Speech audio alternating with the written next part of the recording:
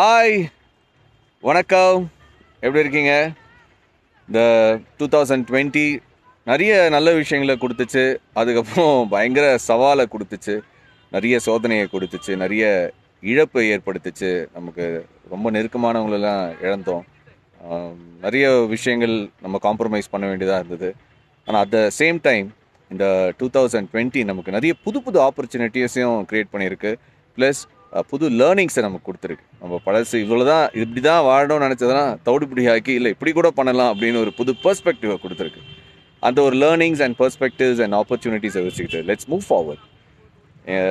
எங்கள் குடும்பத்தார் சார்பாக உங்களுக்கு, உங்கள் குடும்பத்திற்கு, உங்கள் நண்பர்களுக்கு, உங்கள் உற்றார் உறவினர் எல்லாருக்கும் எங்களுடைய மனமார்ந்த 2021 வாழ்த்துக்கள்.